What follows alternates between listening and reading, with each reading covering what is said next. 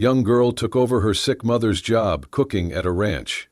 The lonely rancher gave her one chance and suddenly falls for her. Brant Ranch, Wyoming Territory. Early morning, spring thaw of 1877. Snow is melting, and dust covers the weathered wood of the farmhouse. June Avery guided her mare through the muddy ruts leading to the ranch gate. Her breath drifted in the crisp air, misting, before she reached the rough-hewn steps that led to the kitchen door. She dismounted, reins in hand, and lifted one boot to knock firmly on the splintered wood. The rancher's kitchen was known for being quiet, both in sound and sentiment, and she swallowed her fear before knocking again. The door swung open, revealing Cole Brant, tall, lean, graying at the temples, eyes guarded. He looked at her with a mix of suspicion and curiosity. "Who are you?" he asked without preamble. June squared her shoulders and met his gaze head-on. "I'm taking over breakfast for my mother," she said clearly. "She is sick and needs rest. If you'll let me try, I'll cook for you this morning." Cole raised an eyebrow. His jaw clenched. The barn hands had warned him a replacement cook was coming. No one knew who she was or what mess she might make, but he did not like surprises. He sized her up. 19 years old, grief in her eyes but determination carved into her jaw. He nodded once. "One day." June's face relaxed into a small smile. "Thank you, sir. I will not disappoint." She stepped inside. Cole nudged the door shut, and silence settled between them. The kitchen smelled faintly of stale grease and old logs burned cold. June set down her satchel of ingredients, fresh eggs, wild onion, dried herbs, then rolled up her sleeves and set to work. Every task was precise: cracking eggs with even taps, whisking without spilling, folding herbs into stewing meat. The kitchen came alive with motion and purpose. Cole stood in the doorway, arms crossed, silence heavy as he watched June's hands, quick and sure.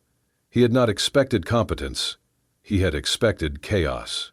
His jaw tightened as the stew bubbled and the skillet sizzled. He even leaned closer, unconsciously nudging the door open.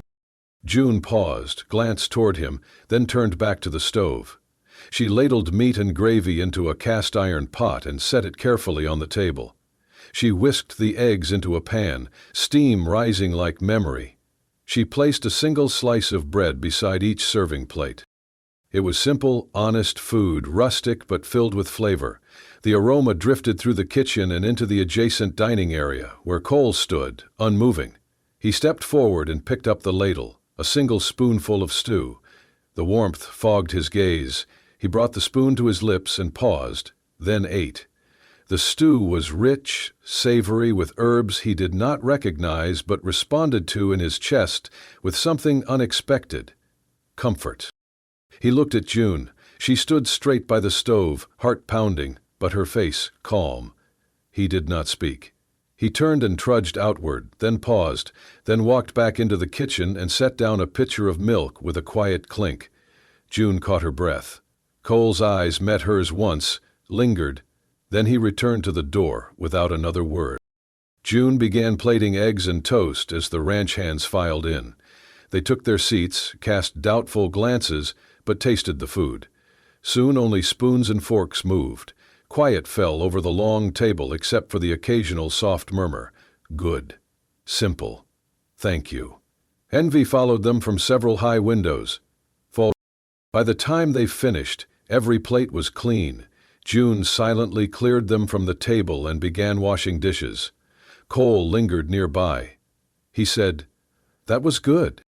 June paused, her hand in soapy water, and looked up. "Thank you, sir." He nodded and walked away, but paused at the door and looked back once more. "Tomorrow," he said. June swallowed, though she had not eaten herself. "Yes, sir, tomorrow."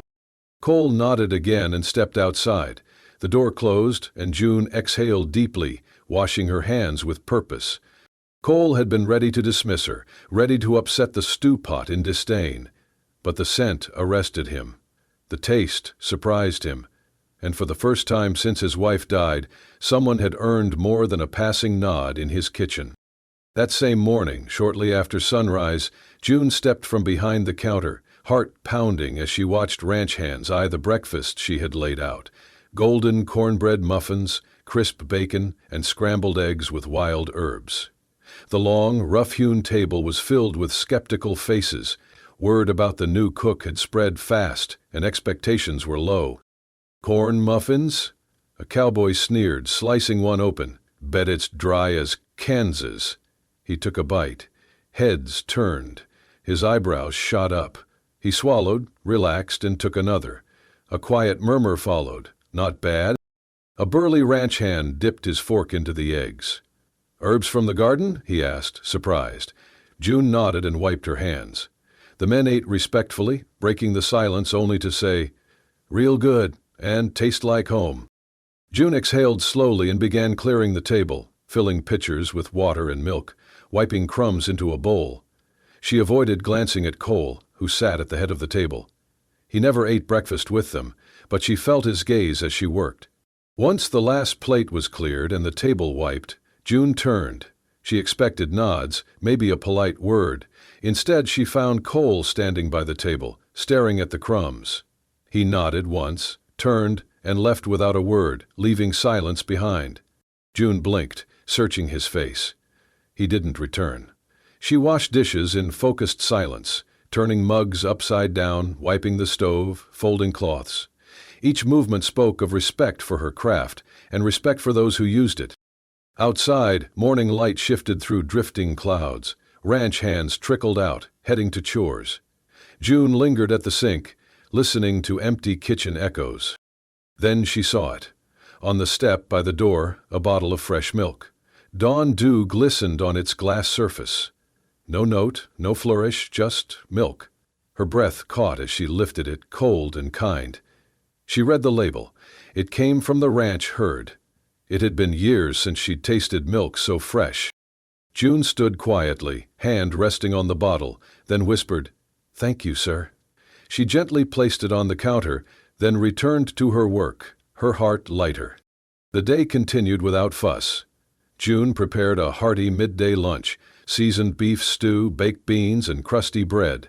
As evening fell, she baked pumpkin pie using squash from her mother's cellar. Her kitchen filled with sweet cinnamon and butter. The ranch hands ate in appreciative silence. At the end of dinner, June swiftly cleared the table, stacked and washed plates with practiced care. As she finished folding cloths, Cole appeared in the doorway. She froze, a plate dripping suds from her hand. He watched for a long moment before speaking in a low, even voice. "That was fine cooking today." June's wrist stilled mid-air. She met his gaze. "Thank you," she replied softly. Cole nodded once, turned, and left without looking back. June watched him go, heart pounding. She set down the towel, folded her hands. In that quiet kitchen, she felt something shift. Confidence, relief, or perhaps hope. No fireworks, no grand declarations. Just milk on a doorstep, a quiet word of praise, and a kitchen held together with care. But sometimes, the quietest approvals leave the deepest marks. Brant Ranch kitchen and barn. Early morning, about 1 week after June's arrival. June woke before dawn, pale light seeping through the window. She dressed swiftly in the cold, gathering needle and scrap cloth.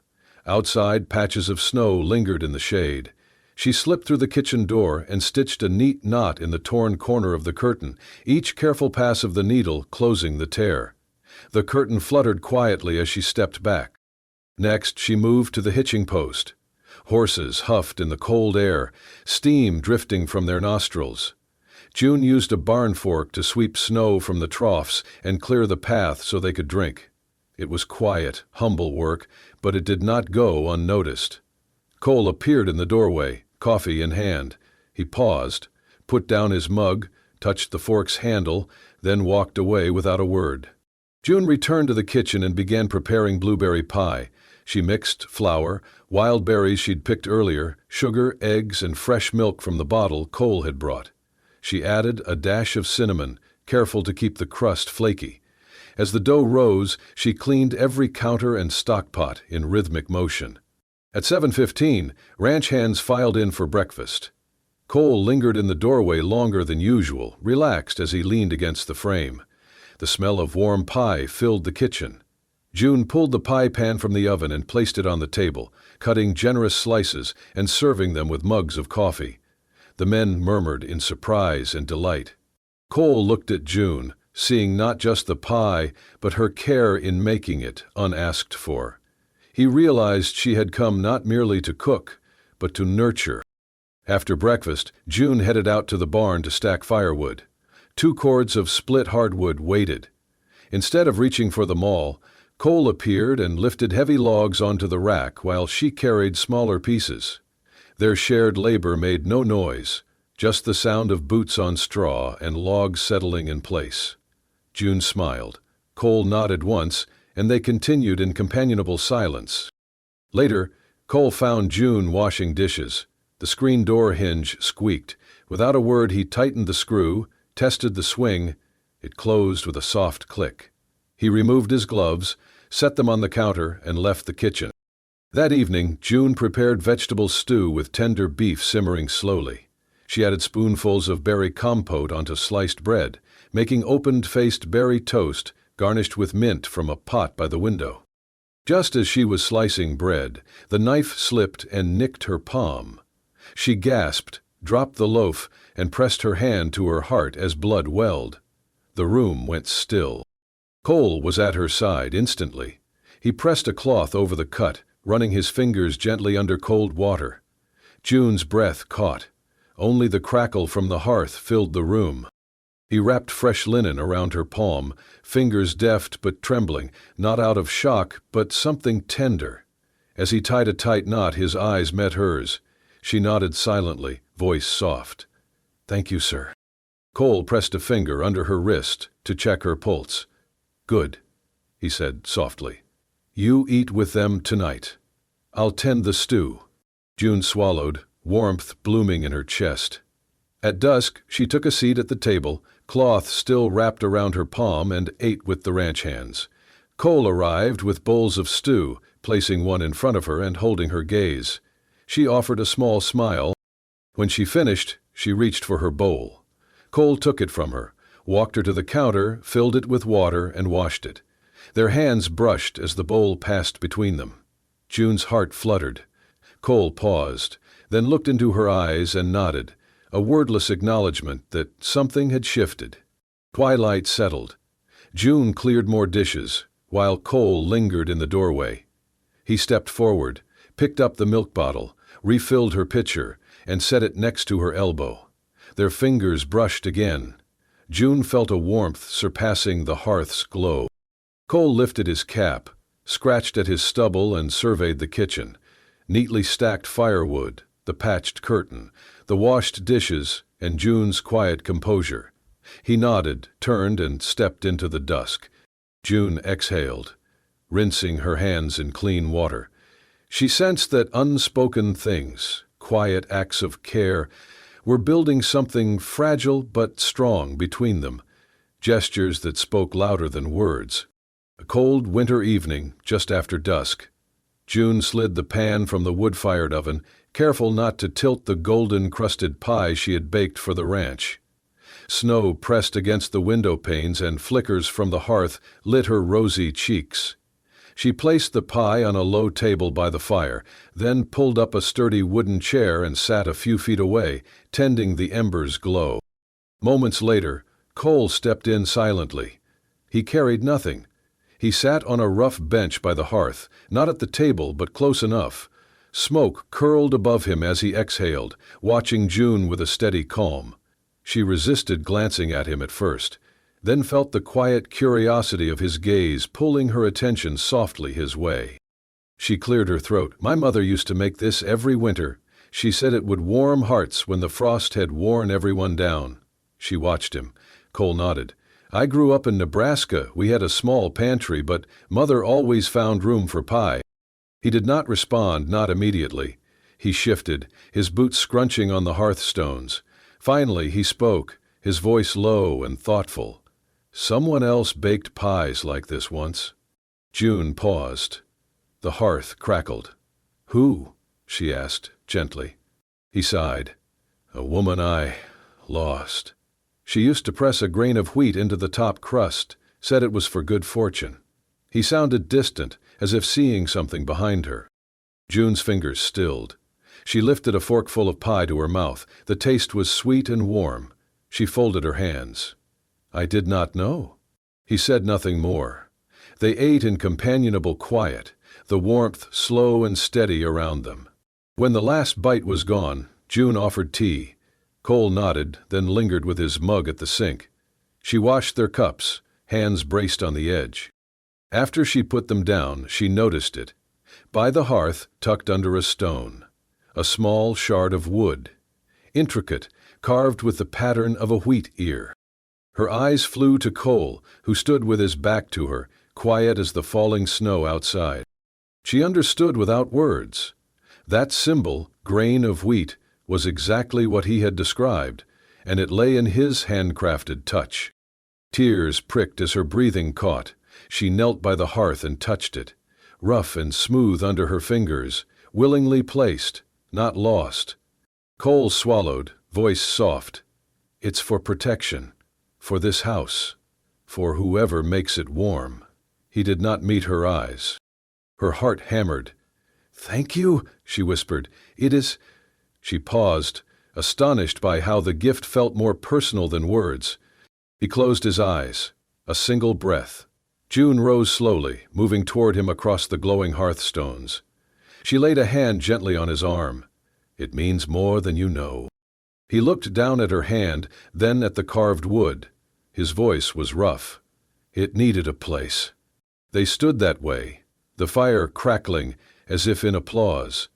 No grand declaration, just warmth, spread from pie to symbols to hands held together in the quiet circle of the hearth.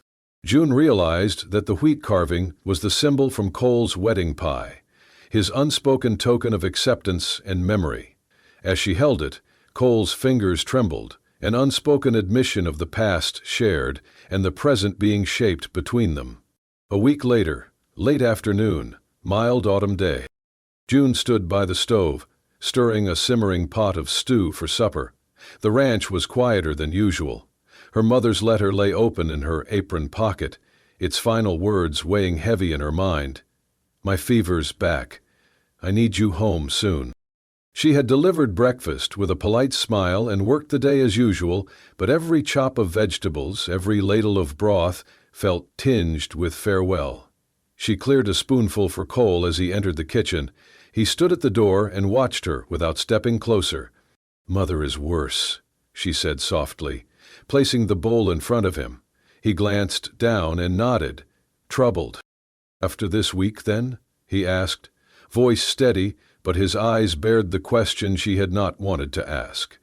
June bit her lower lip. "Yes, sir.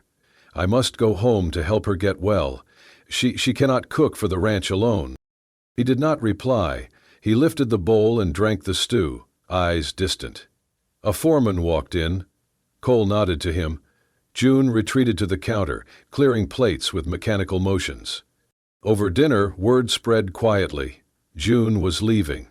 The ranch hands ate in subdued tones. They had come to appreciate her food and presence. No one joked tonight. Even the firelight seemed softer. June's heart thudded as she plated the final dish. After supper, she tucked the letter into her apron and taped her hands beneath the rim of the pot as she washed dishes, doing her best to keep her voice even. Cole came in quietly. He stood at the door, watching her work. She felt the weight of his gaze and straightened. "I will leave Friday dawn," she said. Her voice cracked. He did not flinch. "There are people who come through, warm a place, and pass on. I am used to that." He turned slowly, walked to the door, his silhouette dark against the flickering lamplight. "Make your trip well." June paused, dishcloth in hand, her vision blurred. She nodded. He didn't look back as he left the room. She continued washing, tears warm on cold cheeks. That night, sleep eluded her. She lay on her cot in the guest room above the kitchen, listening to the wind swirl around the ranch. She wondered if she had only been another guest, another warm moment soon extinguished. Morning light found her quietly sweeping leaves from the porch. Her saddlebags waited by the door before she made the first trip to the barn. She carried logs for the morning fire, stoking the hearth, wrapping the kitchen in gentle heat one last time. He stacked the last logs midday, paused at the open door.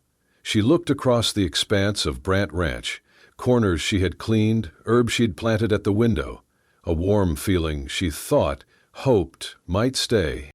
She carried a bucket into the barn to freshen water for the horses. When she returned, a stack of wet, freshly split firewood stood by the hearth, ready. The kitchen smelled of pine and coals. She paused, absorbing the sight. At midday, Cole appeared at the door. His jacket was dusted from the barn, and his face spare of dust and troubled thoughts. He said nothing. He did not move. He just stood and looked. June lowered her eyes. She expected him to turn away. Instead he spoke, voice quiet. "I worked last night." She looked up. "What? Before midnight?" He closed his eyes. "I believed everything would be fine. But the porch, the leaky roof. I do not want you to leave in the rain." June stepped closer. The spent tears on her cheeks were gone, but her voice trembled. "You did that? For me?" He gently nodded. His gaze flickered, then fixed on her. "For what you planted here." She realized then, Cole had labored through the night so her memory of this place would remain warm, dry, safe. Not for his convenience, but for hers. They stood there for a moment. Snow or rain once threatened this porch, and she had threatened to leave. He had fought back, without force, without words, by rebuilding what she would carry in her heart. June reached out, placing her hand over his. Her voice held firm. "Thank you." Cole swallowed. "Stay as long as you can." Her voice caught. "But Mother—" He nodded, eyes soft. "Family is family. But you do not have to go hungry to care for her." They remained holding hands as autumn wind rattled the door. They both knew she would go, but he had given her a reason to stay a little longer, and in that promise something deeper began to grow. Early morning, the day after June's departure, Cole Brant sat at the long empty table that had once been warmed by June's laughter and steady presence. Dawnlight struggled through grimy windows, painting dust in the air. He pushed a plate of overcooked ham and dry biscuits across the table, hunger mingling with an unfamiliar ache. The food tastes of routine now, stale, unsatisfied, hollow. He swallowed mechanically, each bite reminding him of what had filled their days.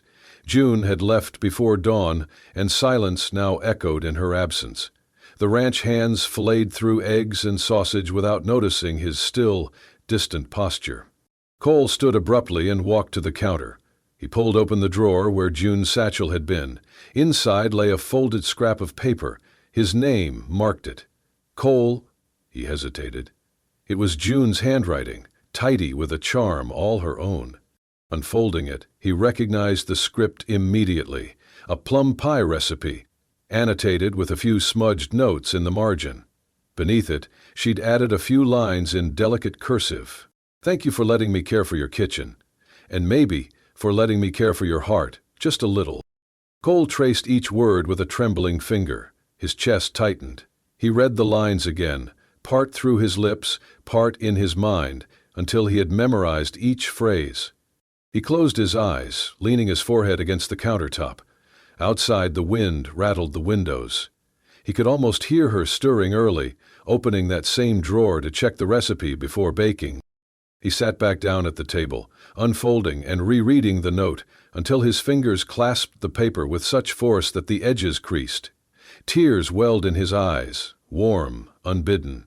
For the first time since his wife's death, he allowed himself to feel the pain she had eased, the warmth she had brought, not just into the kitchen, but into his life. He pressed the note flat on the table, smoothing it out again and again, wrinkling it tears his hands. The ranch hands left the table quietly as they finished breakfast, but Cole remained, unmoving, lost inside those few lines. Finally, he folded the paper back up and placed it gently in his pocket. He rose, steadying himself against the wooden table that had witnessed breaths of possibility. He headed toward the barn, dawn light guiding him. He saddled a horse in near silence, the note pressing against his thigh. As he led the horse out of the stable, his eyes glistened, but there was determination in their depth. That evening, at sunset, he sat in the kitchen again. This time, he pulled out June's recipe and baked the plum pie himself, following each instruction with care, his hands guided by memory and longing. When the crust browned and the berries glistened under a dusting of sugar, he cut a generous slice and sat down to taste, his lips closing slowly around the sweetness. He closed his eyes at that first bite, cherished, warm and full of June, and in that taste he carried the memory of her caring presence and the possibility of what might grow from both their hearts.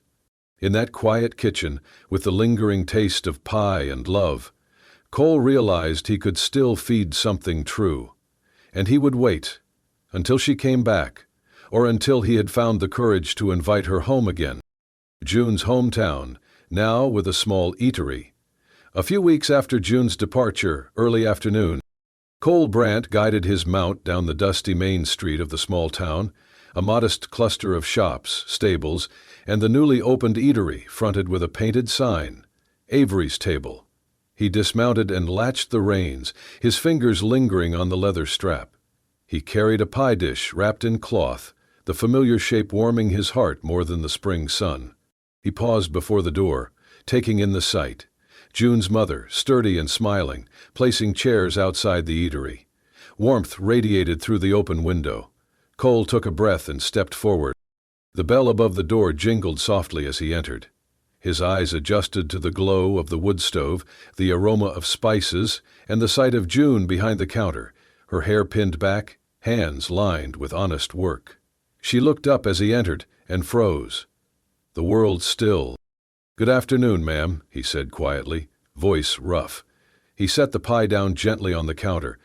June's mother turned and stilled, recognition dawning. "Oh my," she whispered. She stood and hugged him without hesitation. "Thank you for bringing this, Mr. Brandt." She smelled of fresh laundry and comfort, like home itself. June stepped forward, still silent, eyes locked on Cole. His pulse thudded as he looked at her again, stronger this time. He remembered the young cook who had warmed a rancher's kitchen. Now she stood in her own kitchen, stronger and more certain. "Mr. Brandt," she began, voice steady, "you did not have to, She paused, the words caught between appreciation and something more. Cole lifted his hand toward her face but stopped halfway. He cleared his throat. "June, I wanted to thank you." He gestured at the dish. "Your plum pie. It's the first thing my kitchen's smelled like, warmth, in weeks." He swallowed. I thought your mother might like it." June's eyes softened. She glanced at her mother, who nodded encouragement. Then she looked back at Cole. He stepped closer. I don't know if your kitchen has room for an old rancher. I do know I'm tired of cold stoves and empty hearths." He paused, searching June's face. If there is space, I've already brought wood." He eased the pie forward. "And I can stay." The hush held. June's breath hitched. Her mother cleared her throat and took a cup from the counter. "Well, you two talk, coffee's hot." June laid her hand on the pie, then reached forward and gently brushed it against Cole's. She said softly, "There is always room for wood, and for you." Cole exhaled the weight he'd carried. A genuine smile broke across his face. He brushed dust from his coat. "Thank you." June pulled open a chair for him and poured the coffee. Cole sat, hands steady for the first time in weeks. They ate together, pie still warm, coffee in cast-iron mugs, the small eatery filled with the scent of heart and hearth.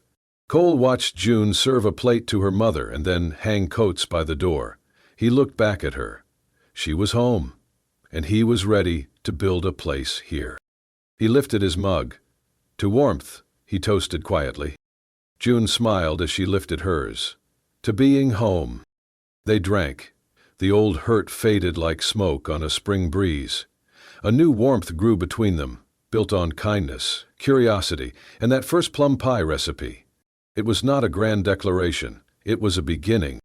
Cole folded the note from the recipe in his pocket.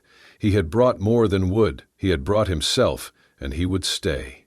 And on that bright afternoon in June's eatery, two hearts chose to warm each other at the stove of life. Avery's table stood on the same dusty street where June had grown up.